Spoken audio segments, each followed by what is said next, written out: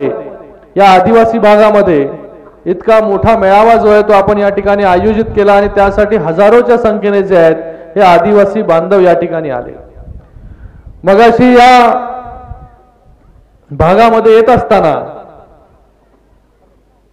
हा पूर्ण परिसर जो आहे हा पूर्ण परिसर पाहण्याचा योग या ठिकाणी आला। याच्या अगोदरही भरपूर वेळा आपण या ठिकाणी या परिसरामध्ये आढळराव पाटील साहेब आलो, पण या ठिकाणी आज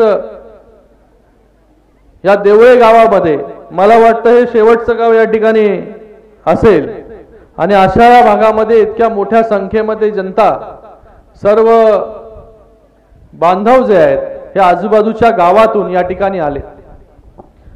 दिवसभर काबाड कष्ट करून संध्याकाळी या मेळाव्याला या ठिकाणी उपस्थित राहणं, मला वाटतं आपण दोघं ज्या प्रकारे या भागामध्ये काम करताय, या विभागामध्ये काम करताय, आपले जे पदाधिकारी आहेत, कार्यकर्ते आहेत, या सगळ्यांचे या ठिकाणी मी मनपूर्वक धन्यवाद व्यक्त करतो की एवढ्या दुर्गम भागामध्ये मी अपेक्षा केली नव्हती। मला बोलत होते की 5-6 हजार लोक येणार आहेत, मी बोललो आता दुर्गम भाग एवढा आहे 5-6 हजार तर आपण समजायचं फक्त 500 लोक येतील, पण या ठिकाणी आता ही लोक जी आहेत हे दुरून दुरून या ठिकाणी येत आहेत। मला वाटतं लोकांचा विश्वास जो आहे, आपल्या सगळ्यांचा विश्वास जो आहे, हा आढळराव पाटील साहेब असतील, सोनवणे साहेब असतील आणि आपले पदाधिकारी असतील, आपण जो लोकांमध्ये विश्वास निर्माण केलाय त्याच्यासाठी जे आहेत हे लोक या ठिकाणी मोठ्या दुरून या ठिकाणी आले। हे जे सगळे लोक जे आहेत, जसं आढळराव पाटील साहेब म्हणाले की या सृष्टीचा जेव्हा निर्माण झाला तेव्हा सगळ्यात अगोदर कुठला मनुष्य असेल तर तो आदिवासी, ज्यांनी आपली माती गावं ही सांभाळून ठेवली आणि आजही त्याचा सांभाळ करतोय, असे सर्व लोक जी आहेत ती या ठिकाणी उपस्थित आहेत। आज हे सगळे वंशज जे आहेत हे भगवान बिरसा मुंडा ज्यांनी ब्रिटिशांबरोबर संघर्ष केला आणि त्या संघर्षाला आजही पुढे घेऊन जाण्याचं काम आपण सगळे लोक या ठिकाणी करतायत। आज मोठ्या प्रमाणामध्ये ठाणे जिल्ह्यामध्येही, पालघरमध्ये मोठ्या प्रमाणामध्ये आदिवासी बांधव जे आहेत ते त्या ठिकाणी राहतात आणि आज या ठिकाणी देखील मोठ्या प्रमाणामध्ये आपण सगळे लोक या ठिकाणी उपस्थित आहात। या ठिकाणी वेगवेगळे प्रश्न जे आहेत हे या ठिकाणी आढळराव पाटील साहेब असतील, त्याचबरोबर सोनवणे साहेब असतील, या ठिकाणी मांडलेले आहेत। मला वाटतं या ठिकाणी ज्या ज्या समस्या आहेत या समस्येला वाचा फोडण्याचं काम जे आहे ते या ठिकाणी आपण सगळ्यांनी केलं। आज अशाच एका दुर्गम भागामध्ये ज्याचा जन्म झाला आणि अशा या दुर्गम भागामधून जावळीच्या खोऱ्यामधून कामासाठी मुंबईला आले, रिक्षा चालवून जे आहे परिवाराचा गाडा आखला आणि आज या महाराष्ट्र राज्याचे मुख्यमंत्री झाले असे एकनाथजी शिंदे साहेब आपल्या मधीलच एक व्यक्ती आहे। म्हणूनच जेव्हापासून शिंदे साहेब मुख्यमंत्री झाले, याच्यावरती काहीतरी ठेव रे,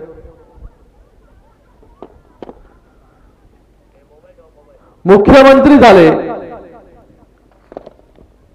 तेव्हापासून या महाराष्ट्र राज्यातील जनतेला, गोरगरीब असेल, शेतकरी असेल, कष्टकरी असेल, मोलमजुरी करून जगणारा असेल, महिला असतील, ज्येष्ठ नागरिक असतील, प्रत्येक घटकापर्यंत पोहोचण्याचं काम जे आहे हे शिंदे साहेबांनी आणि आपल्या सरकारने जे आहे ते या ठिकाणी केलं। प्रत्येक व्यक्तीपर्यंत सरकारच्या माध्यमाने फायदा कसा पोहोचेल याच्यासाठी ते काम करतायत। या ठिकाणी मोठ्या संख्येमध्ये ज्येष्ठ नागरिक बसलेले आहेत। त्या ज्येष्ठ नागरिकांना एसटी मध्ये मोफत प्रवास देण्याचं काम सुद्धा शिंदे साहेबांनी त्या ठिकाणी केलं। आज महिला देखील मोठ्या प्रमाणात या ठिकाणी आहेत। महिलांना एका गावातून दुसऱ्या गावाला जायला लागायचं तेव्हा एसटी मध्ये जे भाडं पूर्ण भरावं लागत होतं। आता एसटी मध्ये प्रवास जर करायचा असेल तर अर्ध्या भाड्यामध्ये जे आहे ते आपला प्रवास जो आहे तो त्या ठिकाणी होतो ना। आणि अशा याच्यामुळे एसटी देखील फायद्यामध्ये आली। आज आपल्या ज्या समस्या आहेत त्या समस्या या ठिकाणी आपण सगळ्यांनी मांडल्या। मी आपल्याला एकच या ठिकाणी सांगतो की आज माननीय मुख्यमंत्री महोदयांनी मला या ठिकाणी पाठवलं। आज अशा या दुर्गम भागामध्ये आढळराव पाटील साहेब अगोदर आपण जर अगोदरच्या नेत्यांच्या बरोबर काम करत असतो तर मला वाटत नाही की एवढा कोण म्हणजे या ठिकाणी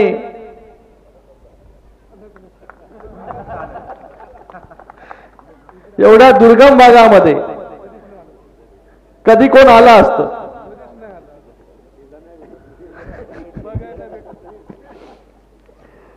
पण या ठिकाणी शिंदे साहेबांनी आम्हाला सगळ्यांना हा आदेश दिलाय की या महाराष्ट्राच्या कानाकोपऱ्यामध्ये जाऊन लोकांच्या समस्या ज्या आहेत या समस्या आपण ऐकून घेतल्या पाहिजे आणि त्या समस्या कशा सुटतील याच्यासाठी आपण काम केलं पाहिजे। जर महाराष्ट्रामध्ये कानाकोपऱ्यामध्ये आपण गेलो नाही, गावामध्ये गेलो नाही, बांधावरती गेलो नाही, अशा आदिवासी पाड्यांवरती गेलो नाही तर आपल्याला खरा महाराष्ट्र काय आहे हा कधीच आपल्याला समजू शकत नाही। म्हणून आज आपण जर पाहिलं असेल की शिंदे साहेब छोटं गाव असेल मोठा असेल, छोटा कार्यक्रम मोठा कार्यक्रम, छोटा व्यक्ती मोठा व्यक्ती, हा प्रत्येकाला जो आहे हा हवा हवासा नेता जर कुठला वाटत असेल तर त्याचं नाव आहे एकनाथ शिंदे। आपल्यातलाच व्यक्ती आहे, आपल्यातलाच हा मनुष्य आहे, आपल्यातलाच आहे। कारण की त्यांनी आपल्यासारखी गरिबी जी आहे ती पाहिलेली आहे।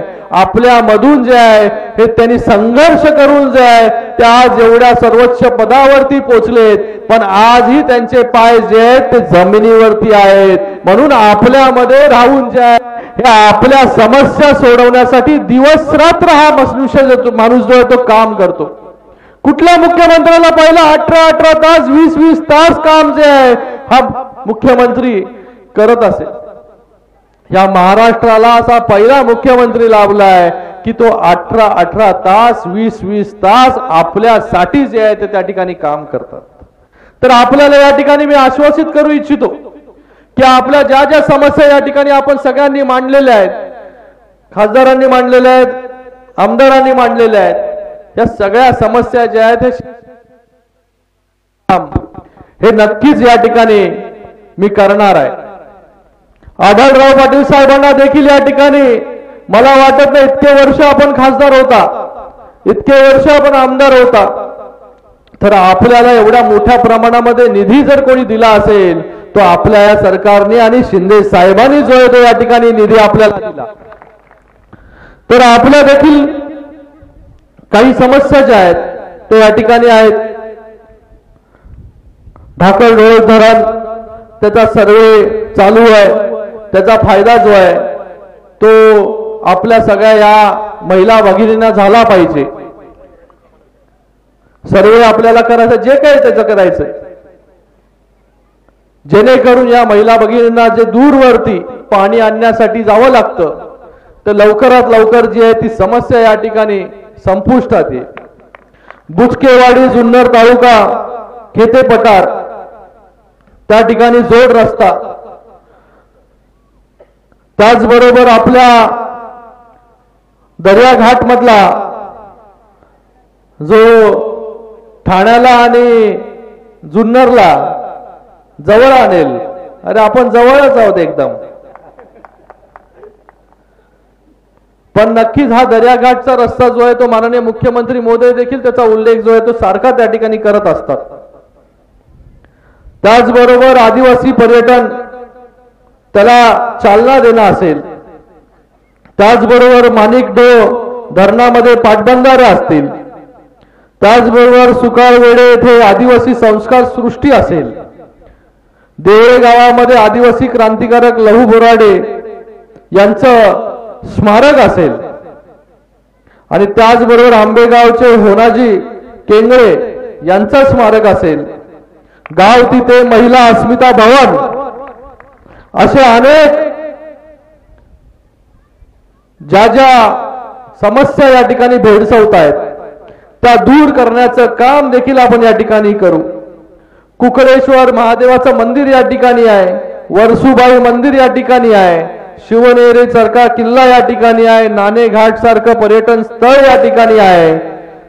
या ठिकाणी या सगळ्या ज्या ज्या गोष्टी आपल्याला या ठिकाणी लागतील हे फक्त आपल्याला या ठिकाणी मी आश्वासित करत नाही की आज या ठिकाणी आलोय तर माझ्या पुढे जे आहे ते समस्यांचा पाडा या ठिकाणी आपण वाचलेला आहे। आपल्याला एवढं या ठिकाणी मी सांगू इच्छितो की ज्या ज्या समस्या मगाशी सांगितलं आमदार खासदार आणि दोघांनी की या ठिकाणी 10-10 कोटी रुपये 20-20 कोटी रुपयासाठी रस्ते जे आहेत म्हणजे जे अंतर जे आहे ते आपलं मोठ्या प्रमाणामध्ये कमी करणार आहे, प्रत्येक पाडा जो आहे तो त्या ठिकाणी जोडणार आहे। त्याच्यासाठी जे आहे ते इतके वर्ष ते कामं झाली नाही, पण आपल्याला या ठिकाणी सांगू इच्छितो मी की नक्कीच हा रस्ता जो आहे हे सगळे जोड रस्ते याच्यासाठी जो निधी लागेल तो निधी देण्याचं काम देखील आपण या ठिकाणी करू। मी या ठिकाणी लाईटचा पण विषय आपण मांडला की दिवसा लाईट जी आहे ती 3 फेज या ठिकाणी मिळाली पाहिजे। आज आपण 100% इलेक्ट्रिफिकेशनच्या जवळ जे आहे ते त्या ठिकाणी पोहोचतोय। त्या 100% इलेक्ट्रिफिकेशन मध्ये आपल्या प्रत्येक गावामध्ये जी आहे ती 3 फेज लाईट झाली पाहिजे, याच्यासाठी देखील सरकार या ठिकाणी काम करतंय। आणि पाण्याची जी समस्या आहे, जल जीवन मिशन हे पहिलं असं योजना आहे की या भारतामध्ये माननीय नरेंद्र मोदी साहेबांनी प्रत्येक गावापर्यंत नळ गेला पाहिजे आणि त्या तळातून जे आहे ते पाणी लोकांच्या घरामध्ये पोहोचलं पाहिजे, याच्यासाठी देखील मोठ्या प्रमाणामध्ये निधी देण्याचं काम जे आहे हे या ठिकाणी आपलं सरकार या ठिकाणी करतंय। मी आपल्याला देखील आश्वासित या ठिकाणी करतो की प्रत्येक पाड्यापर्यंत जे आहे हे जल जीवन मिशनच्या माध्यमाने जे आहे हे या ठिकाणी पाणी आणण्याचं काम आपण देखील या ठिकाणी करू। त्याचबरोबर शरद सोनवणे साहेब या ठिकाणी छत्रपती शिवाजी महाराजांचा पुतळा जो आहे 171 फुटी हा पुतळा जो आहे हा जुन्नर तालुक्यामध्ये जे आहे हे शिवनेरीच्या पायथ्याशी त्या ठिकाणी उभा करताय, त्यासाठी देखील त्यांचं मी खूप खूप या ठिकाणी आपल्या सगळ्यांच्या वतीने महाराष्ट्राच्या तमाम जनतेच्या वतीने या ठिकाणी खूप खूप धन्यवाद व्यक्त करतो की आपण असा विचार केला की छत्रपती शिवाजी महाराजांचा एवढा मोठा पुतळा जो आहे तो आपण या ठिकाणी उभा करताय। मला वाटतं त्याचं भूमिपूजन देखील झालं, पुतळ्याचं काम देखील त्या ठिकाणी सुरू झालं। मी आपल्याला हे देखील आश्वासित करतो की हे छत्रपती शिवाजी महाराजांचा जो पुतळा आहे आपल्या येणाऱ्या पिढीला जे आहे हे ऊर्जा देण्याचं काम जे आहे हे या ठिकाणी आणि त्यांच्यामध्ये संघर्ष करण्याची भावना जी आहे हे जागृत ठेवण्याचं काम जे आहे हे छत्रपती शिवाजी महाराजांचा पुतळा या ठिकाणी करेल। आणि याच्यामध्ये जे काही आपल्याला लागेल मला वाटतं आपण सगळे लोक मिळून करताय, पण याच्यामध्ये माननीय मुख्यमंत्री असतील, आपण सगळे असू, तर हा पुतळा लवकरात लवकर कसा होईल आणि त्याच्यानंतर आपलं एक स्वप्न आहे की सुवर्ण मंदिर जे आहे छत्रपती शिवाजी महाराजांचं या ठिकाणी बनलं पाहिजे। मला वाटतं हे स्वप्न देखील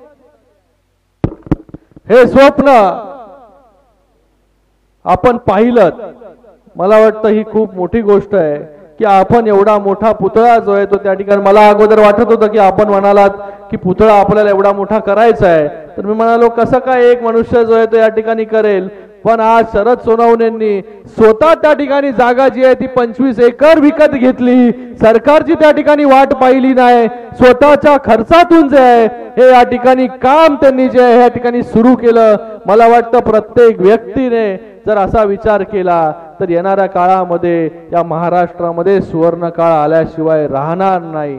तर आपल्याला या छत्रपती शिवाजी महाराजांच्या पुतळ्यामध्ये, हा पुतळा उभा करण्यामध्ये, हे स्मारक उभा करण्यामध्ये सगळ्यांनी आपलं योगदान जे आहे ते या ठिकाणी दिलं पाहिजे, एवढंच या ठिकाणी सांगतो। आणि जी या ठिकाणी समस्या आल्यात, अजून काय राहिलं का? सगळं घेतलं हो सोनवणे साहेब, विसरलो नाही ना काय? ते मला लिहून देत होते सारखे, हे बोला हे बोला हे बोला, पुढचं बोलत नाही तुम्हाला काय बोललो मी ते। पण या ठिकाणी समस्या ज्या आहेत, या समस्या फक्त समस्या ज्या आहेत, अरे ऑनच आहे, तुझं कनेक्शन जरा लूज आहे। पण मी आपल्या सगळ्यांचं या ठिकाणी खूप खूप धन्यवाद व्यक्त करतोय की एवढ्या थंडीमध्ये देखील आणि दिवसभर काबाड कष्ट केल्यानंतर आपण या ठिकाणी आलात। खूप छान वाटलं, खूप चांगलं वाटलं आपल्या सगळ्यांना भेटून। मगाशी मी जेव्हा आतमध्ये आलो, मगाशी जेव्हा मी आतमध्ये देवळे गावामध्ये गाडीमधून उतरल्यानंतर आतमध्ये शिरलो, तेव्हा छान असा मातीचा आणि शेणाचा सुगंध जो आहे तो या ठिकाणी आला। कारण की आमच्या शहरामध्ये जे आहे हे आता या सगळ्या गोष्टी ज्या आहेत त्या दुर्मिळ होत चालल्या आहेत। आपण खरंच खूप भाग्यशाली आहात की अशा या सुंदर परिसरामध्ये या ठिकाणी आपण राहताय। पण नक्कीच याच्या ज्या ज्या समस्या आहेत या समस्या सोडवण्यासाठी या महाराष्ट्र राज्याचे मुख्यमंत्री जे आहेत हे या ठिकाणी कटिबद्ध आहेत। एवढंच आश्वासन आणि वचन आपल्याला या ठिकाणी देतो। पुन्हा एकदा सगळ्यांचा खूप खूप धन्यवाद। जय हिंद, जय महाराष्ट्र। आणि या ठिकाणी सुनीताताई बोराडे यांचं आज या ठिकाणी जन्मदिवस आहे। आपल्यालाही खूप खूप वाढदिवसाच्या, जन्मदिवसाच्या खूप खूप शुभेच्छा।